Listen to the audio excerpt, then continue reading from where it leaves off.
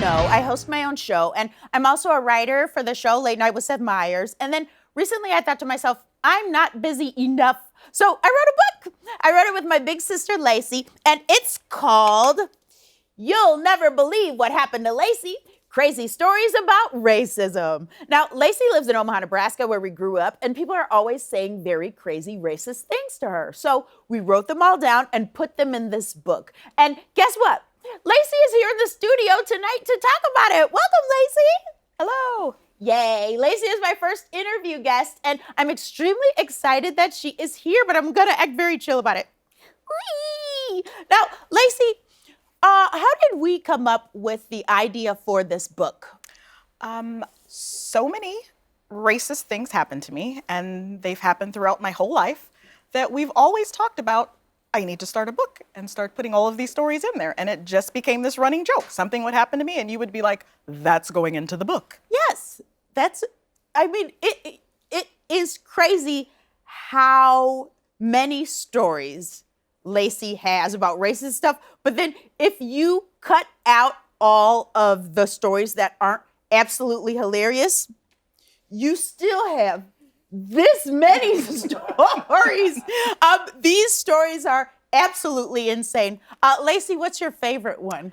My favorite one is I was having a meeting at work.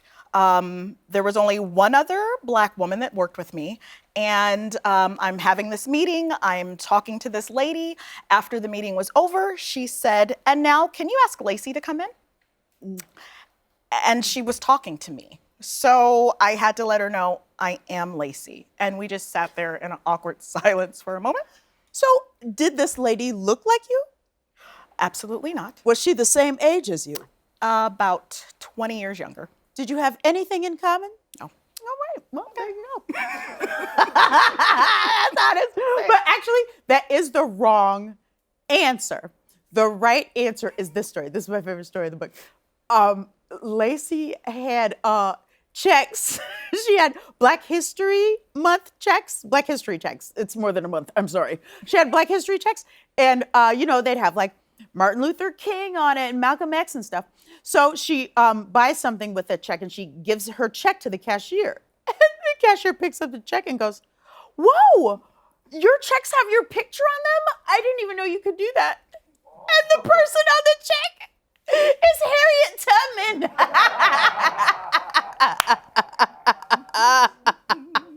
And that is my favorite story of the book.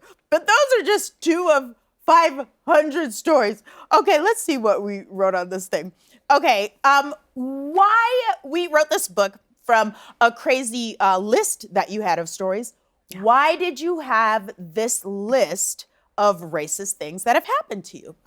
Every Black person knows that when you're at work and things are said to you, racist things are said to you, you're accused of something, you have to document that. So this is all, and not all of it, but a lot of the book was written from document notes that I just kept from work. And so when Amber said, let's start this book, where are the notes that you said you had? I just pulled out a huge stack of these journals that I would keep for work. Y'all, okay, so remember when you were a kid and you had a big trapper keeper? So imagine all of those notes from like 7th grade. That is the giant binder she had. But it doesn't matter if you have that binder of things, if you wrote it all down, because you can go to HR and still get your feelings hurt.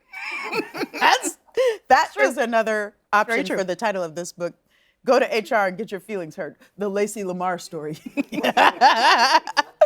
Okay, now, Lacey, you asked me some questions. Do you have any questions over there? I think I do. Oh, okay. So you normally work with comedy writers. What's one way that working with your sister was different? Well, she's bad and I don't like her. No, we did a lot of work on Mom and Dad's couch. We did.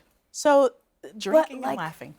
Yeah, it was a lot of drinking and laughing, which is it's exactly the same as being up in here. Hello.